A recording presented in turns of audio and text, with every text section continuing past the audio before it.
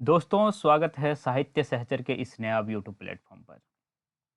आप लोग कल एग्ज़ाम देकर आए हैं और बहुत लोग जो है रिक्वेस्ट कर रहे थे कि जो है आप लोग ने हिंदी का क्वेश्चन देखा या नहीं देखा। मैंने आपसे भी पूछा था कि आप लोग हिंदी का प्रश्न कैसा था ये बताएँ, तो आप लोगों ने रिस्पॉन्स भी दिया। तो मैं ये सोच रहा था कि जो है क्यों ना आप लोगों के साथ इन प्रश्नों को डिस्कस ही कर लिया जाए।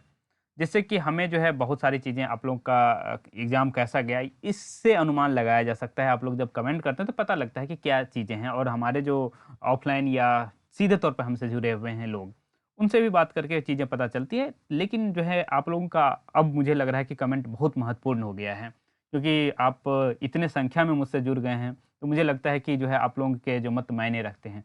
तो इस वीडियो को बनाने के पीछे कारण यही है कि आपका मत जान सकूँ और प्रश्नों को भी एक-एक करके टटोल सकूँ, ठीक है? तो और साथ ही साथ कोई प्रश्न ऑब्जेक्शनेबल है या नहीं ये भी देख सकते हैं। तो ये इन 80 प्रश्न को पहले डिस्कस करेंगे, फिर जो है बाकी आपका जीएस का प्रश्न है उनको भी देखेंगे और क्वालीफाइंग को मैं नहीं देखूँगा, क्योंकि आप क्वालीफाइंग का डिस्कशन करना जो है थोड़ा मुझे लगता है कि समय की बर्बादी है। तो जब एग्ज़ाम हो गया हो तो। ओके, चलिए अभी जो है पहले जो है लास्ट के 80 प्रश्न थे, हिंदी के प्रश्न थे, उनको देखते हैं। तो चलिए देखते हैं। पहला प्रश्न मुझे लगता है कि बहुत आसान प्रश्न था।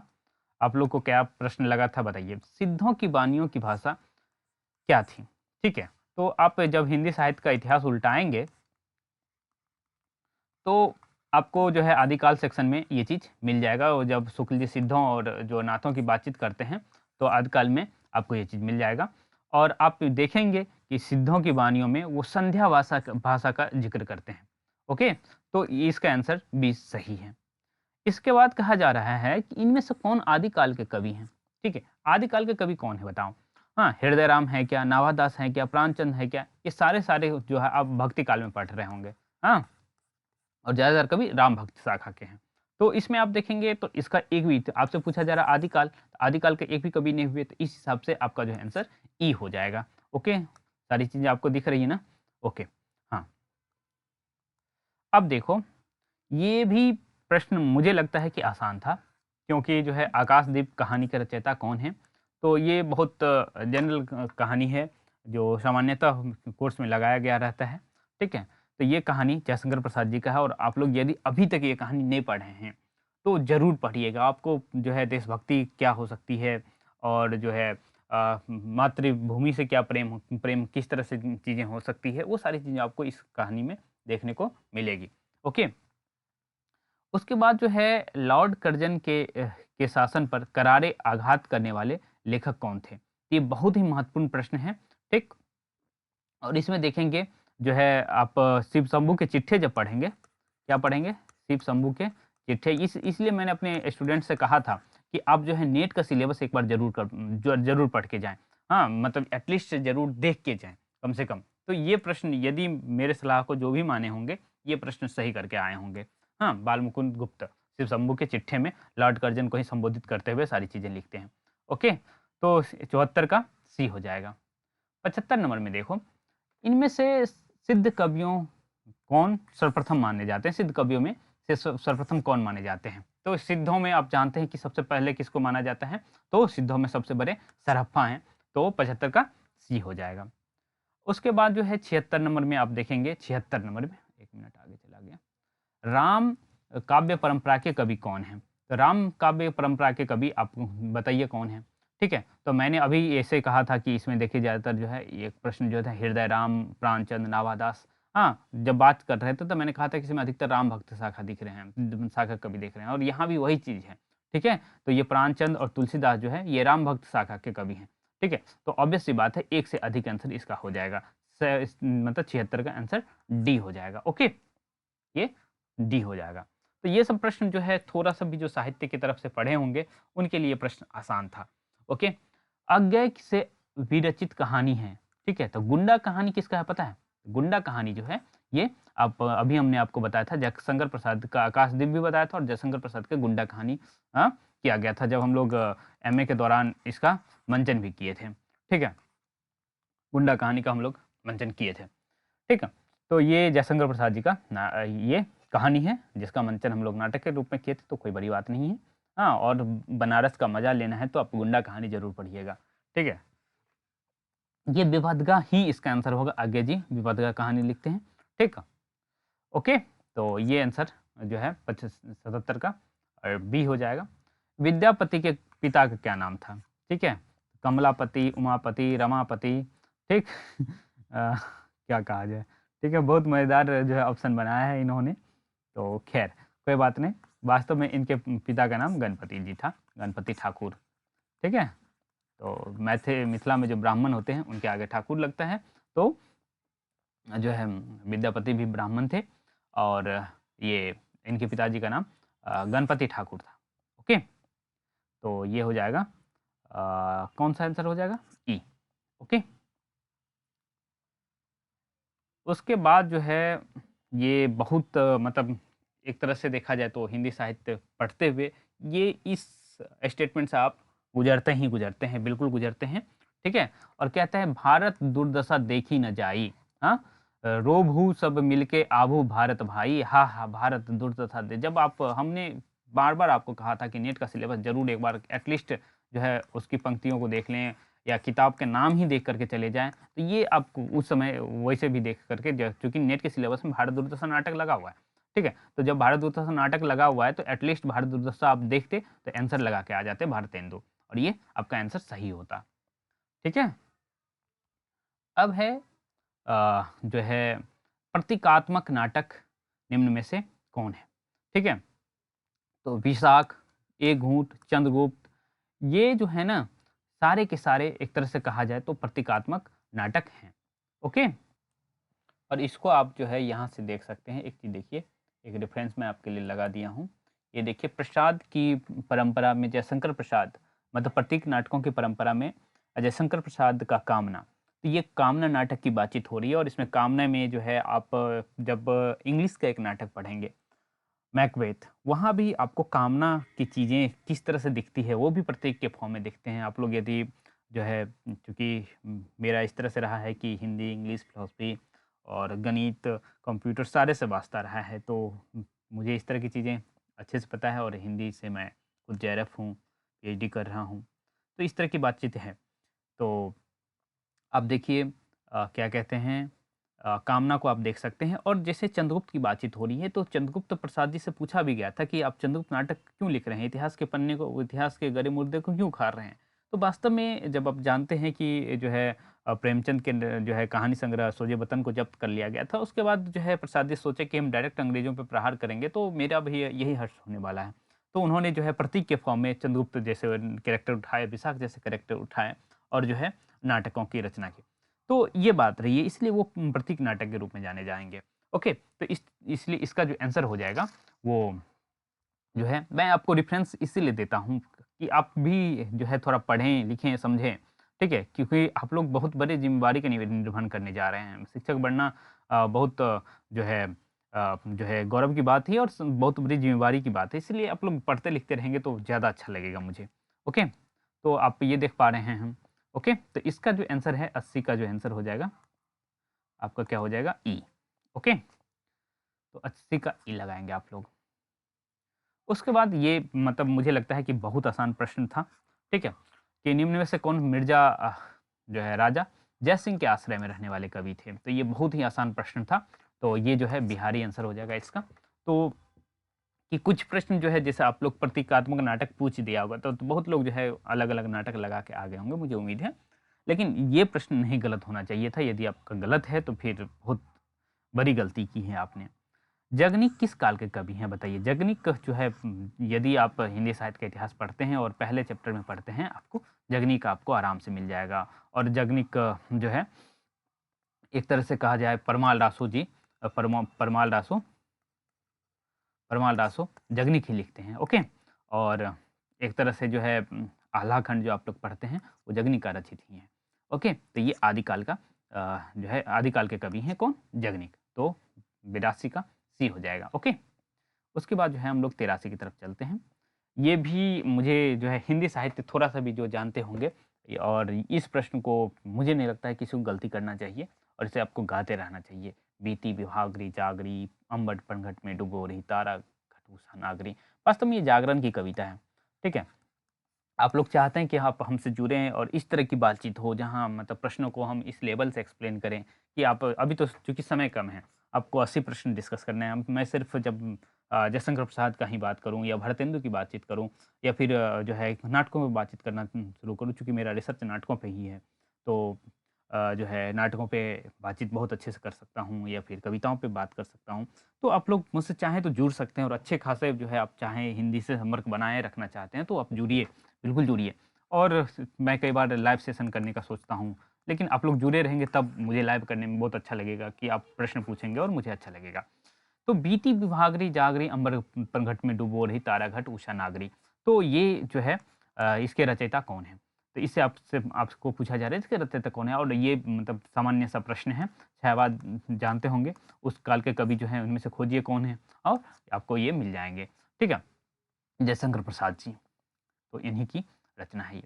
भारत भारती काव्य के रचयिता देखिए आपसे कितना आसान पूछ लिया गया था। भारत भारती काव्य के रचयिता।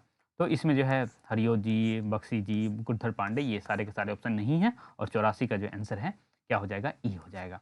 और आप लोग देखिएगा यदि आंसर मैच नहीं होता है क्या कहते हैं उसको बीपीएससी के उस चीज़ से तो आप मैं वैसे बता भी दूँगा कि किसको जो है आप चैलेंज कर सकते हैं यदि उस तरह के बातचीत हो जाएगी तब। ओके? तो ये जो है प्रश्न लगभग ठीक लेवल का है और जो है ये जो प्रश्न आप देखेंगे कहा जा रहा है कि इनमें से कौन गौ घाट पे निवास करने वाले थे। तो ये प्रश्न बहुत अच्छा प्रश्न है और इसमें आप देखेंगे इसमें कहा जा रहा है ऑप्शन में नाभा दास है, सूरदास है, तुलसीदास है। ठीक है? या बाकी ऑप्शन जान ही रहे हैं। तो इसका आंसर जो है बी हो जाएगा और इसमें आप देखेंगे सूरदास वास्तविक गौ घाट वो जगह है जहाँ जो है ये वल्लभ इनके जो गुरु थे वल्लभाचार्य। हाँ, ठीक है। आप थोड़ा-सा जो है हैंडराइटिंग को लेकर के परेशान ना हो चूँकि डिजिटल डिजिटल पेन से लिखना थोड़ा-सा मुश्किल काम रहता है, ठीक है? और आप हमारे हैंडराइटिंग के बारे में उतना ख़्याल ना बनाएँ, ठीक है? एक्चुअल हैंडराइटिंग जब मैं दिखाऊँगा तो फिर आप सोचेंगे अच्छा ऐसा हैंडराइटिंग है तो आप लोग घबराएँ ना। हाँ, तो ये वल्लभाचार्य जो है वहाँ मिले थे सूरदास को, कहाँ? गौघाट पे, ओके। तो 85 का बी हो जाएगा। और बीपीएससी कोशिश करता है कि जो है कोई भी प्रश्न का आंसर ना गलत दूँ, क्योंकि जो है ऑब्जेक्शन देने के बाद ठीक करने में थोड़ी परेशानी भी होती है, तो इसीलिए मुझे अभी तक तो उस तरह की गलती नहीं दिखी है। हाँ, नाथपंथ से संबंधित कौन है? नाथपंथ से संबंधित कौन है? तो आपको पता है जो है 9 नाथों में जो है नागार्जुन और जरभरत 2 नाम तो आते ही आते हैं, ठीक है? हाँ। और मैं बहुत अच्छे से इन 9 नाथों का याद करवाया हूँ, आप हमारे चैनल पे चाहें तो देख सकते हैं, ठीक है? आदिकाल वाले सेक्शन पे ये अच्छे से बताया गया कि इन 9 नाथ को कैसे हम याद कर सकते हैं। तो नागार्जुन और जयभरत, ठीक है? मल्लिकार्जुन भी याद रख सकते हैं। हुँ, बाकी जो भी नाम है आप जाइए वहाँ देखिए, तो 1 से अधिक हो गया ना, तो 86 का डी। बहुत लोग यदि नागार्जुन लगा के आए हैं और कुछ लोग तो नागार्जुन को जो है मान लिए होंगे आधुनिक काल के कवि हैं, तो सिर्फ़ जयभरत लगा के आए होंगे। तो ये प्रश्न कन्फ्यूज़िंग आपके लिए था। ठीक है? ऐसा नहीं एकदम नॉर्मल प्रश्न था बट थोड़ा-सा भी आप लोग ये सोचने लगे होंगे कि नागार्जुन और ये तो गलत करके आ गए होंगे। अकविता आंदोलन से संबंधित व्यक्ति कौन है? ठीक है? तो जो है आपको पता होना चाहिए कविता आंदोलन की शुरुआत कब हुई थी, ओके? जिसमें सौमित्र मोहन या जगदीश चतुर्वेदी या लक्ष्मीकांत वर्मा ये सारे नाम जो आपको मिलेगा ही मिलेगा। और इन 3 नामों में जो बड़े नाम हैं, सबसे बड़ा नाम जो है वो है जगदीश चतुर्वेदी जी का और उसके बाद सौमित्र मोहन जी का, ठीक है? वास्तव में हुआ ये कि जो है 1960 के जो है बाद की कविताओं में अकविता आंदोलन वास्तविक में ना जो रिप्रेजेंट करता है ना जो रिप्रेजेंट करता है वो विरोध को रिप्रेजेंट करता है, ठीक है? जो व्यवस्था है उसके खिलाफ की कविता, ठीक है? तो इसमें बहुत सारे कवि आए और जो है सौमित्र मोहन और जगदीश चतुर्वेदी तो आए ही आए और इसमें और नाम जो है धूमिल का नाम भी जुड़ता है, जो सचोत्री कवियों में, ठीक है? सर्वेश्वर दयाल सक्सेना जी का नाम जुड़ता है और भी कई नाम है, श्याम पवार जी का नाम जुड़ता है, गंगा प्रसाद बिमल जी का नाम जुड़ता है, जो कहानी आंदोलन के भी प्रवर्तक हैं, ठीक है? तो समझ सकते हैं कि तो इसमें मल्टीपल चॉइस आपको दिया गया था ना, तो मल्टीपल चॉइस के लिए आपको जो लगाना चाहिए, 1 से अधिक लगाना चाहिए, डी लगाना चाहिए, ओके? 87 का डी हो जाएगा ना? ये देखो अष्टछाप के संस्थापक कौन थे बताइए? अष्टछाप के संस्थापक कौन थे? विट्ठल नाथ थे कि नहीं थे? बिल्कुल थे, ठीक है। और अष्टछाप का मतलब ही है कि इसमें कितने कवि थे? हाँ, 8 कवि थे। हाँ, चित्तस्वामी थे या नहीं थे आप बताएँगे, ठीक है? या नंददास आपके यहाँ थे, हरिराय तो नहीं थे, ये बात आपको याद रखना चाहिए, हरिराय नहीं है। हाँ, विट्ठलनाथ हैं। ये देखिए कितना आसान मतलब हमको लगता है कि इससे अधिक प्रश्न आसान प्रश्न नहीं आ सकता, ठीक है? अरे यार! उससे आसान प्रश्न यहाँ भी है। ख़ैर, तो प्रयोगवादी कवि हैं, तो इनमें जयशंकर प्रसाद और महादेवी जो आपको है पता होना चाहिए कि छायावादी कवि हैं, ठीक है? और छायावाद के बाद जो है प्रगतिवाद आता है। प्रगतिवाद के बाद जो है प्रयोगवाद आता है ना? तो प्रयोगवाद में जो है अज्ञे जी आते हैं, प्रयोग के प्रवर्तक ही अज्ञे जी हैं, ठीक है? मैं थोड़ा बहुत अपना हैंडराइटिंग दिखा दे रहा हूँ कि इस तरह जो है बेहतर तरीके से लिखा जाता है। हाँ, अज्ञे जी थे, ओके।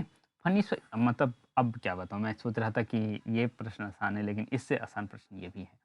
निम्न में से कौन-सा फणीश्वर नाथ रेणु विरचित उपन्यास है? अब देखता हूँ प्रश्न कठिन कहाँ है, हालाँकि कुछ प्रश्न मैंने कहा है कि कठिन है, बिल्कुल कठिन है, ठीक है? तो फणीश्वर नाथ रेणु विरचित उपन्यास कौन-सा है? हाँ, तितली या प्रतिपरा अरे! मल्टीपल ऑप्शन इसका सभी सही हो जाएगा।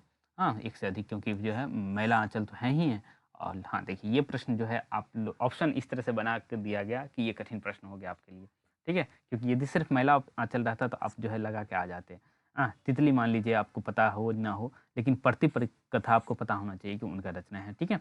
तितली हालाँकि इनकी रचना नहीं है, लेकिन कथा और मेलांचल जो है निषादनाथ रेणु और मैं ये भी आपको कह गया था कि बिहार के जो भी महत्वपूर्ण कवि हैं, चाहे विद्यापति हैं, चाहे नागार्जुन हैं, चाहे फणीश्वर नाथ रेणु हैं, चाहे दिनकर हैं, मैंने ये सब कहा था कि बिहार के कवियों के बारे में या लेखकों के बारे में भी पढ़ के जाइए।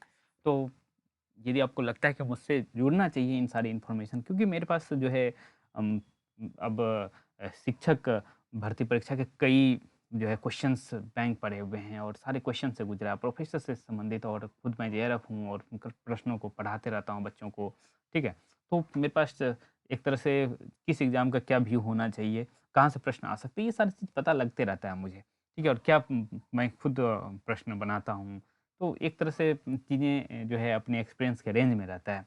तो देख पा रहे होंगे कि आप जो है जो भी कह रहा हूँ, मुझे किसी ने कल फ़ोन किया और कहा कि जो है जो आप जितने प्रश्न बातों-बातों में बता देते हैं, वो प्रश्न एग्ज़ाम में आ जाता है। तो आप समझ सकते हैं कि जो है मुझसे जुड़ना आपका कोई घाटा का सौदा रहेगा नहीं। तो मल्टीपल ऑप्शन इसमें लगाएँगे 90 का डी, ओके?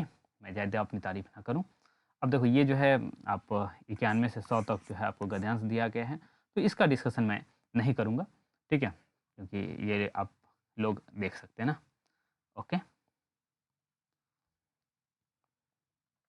100 तक, अच्छा उसके बाद भी है, तो इसका जो है आप लोग अपने से देखेंगे, कहाँ तक है? 1 मिनट रुक जाइए।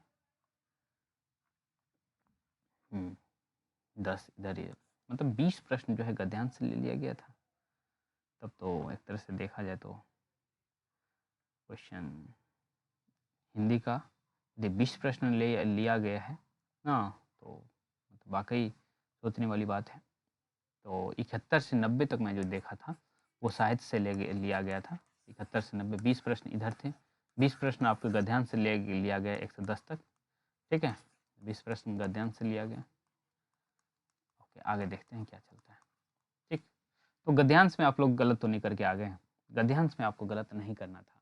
20 प्रश्न जो है आपको मौका दिया गया और अच्छा मौका दिया गया। हालाँकि एक बार मैं एक नज़र से देखता हूँ कि क्या सीन बन रहा है गद्यांश का, ठीक है? एक नज़र से मैं बस देख लेना चाहता हूँ कि क्या चीज़ है, ठीक है?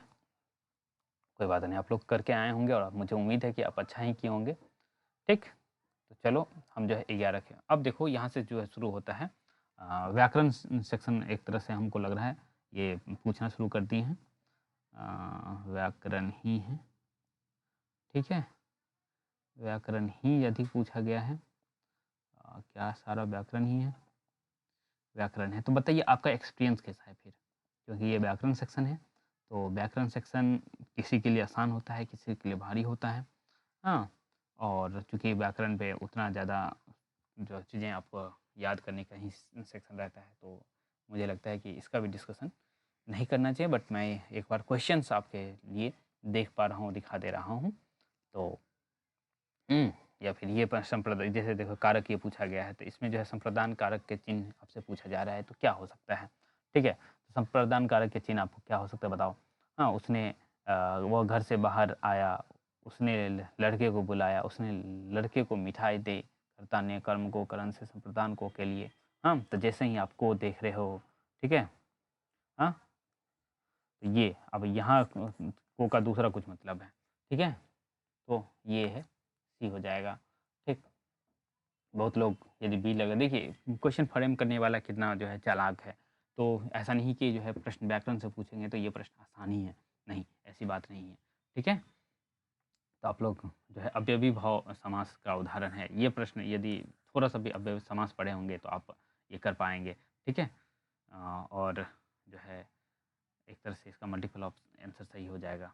तो ठीक है, इस तरह से आप, मतलब मैं प्रश्नों को देख पाया और आपको भी दिखा पाया, जहाँ तक समझाना था वो समझा भी दिया। और आप और समझना चाहते हो तो प्लीज़ हमारे साथ जुड़ जाएँ, ठीक है?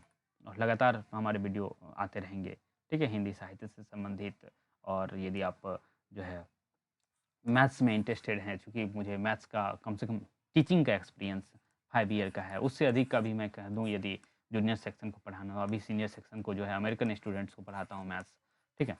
तो आप समझ सकते हैं कि आप जो है आपसे 8 प्रश्न जो पूछा गया है उससे संबंधित भी मैं वीडियो बनाया था, तो चीज़ें हैं अपने पास, तो आप लोग जुड़ेंगे तो मुझे अच्छा लगेगा। और जो है एक सटीक विश्लेषण के साथ यदि आप लोग इस बार नहीं कर पा रहे हैं, तो मेरे साथ जुड़ना जो है खतरे से खाली ही रहेगा हमेशा और आपको फ़ायदा ही देगा। तो चलिए, मैं अभी जो है जीएस सेक्शन भी डिस्कस करूँगा, और उसके बाद जो है हम जो है कटअप की तरफ भी बातचीत करेंगे। क्योंकि मैं अपने वो कम्युनिटी टैग में, आप लोग भी जाइए अपने कम्युनिटी टैग के में जाइए, कम्युनिटी हमारे चैनल की कम्युनिटी पे जाइए और जो है अपना मार्क करिए कि आपने कितना-कितना अंक जो है हासिल किया है, उसको मार्क करेंगे तो वो भी एक डाटा हमारे काम आ जाएगा। ओके? तो चलिए, मिलेंगे नेक्स्ट वीडियो में बहुत जल्द।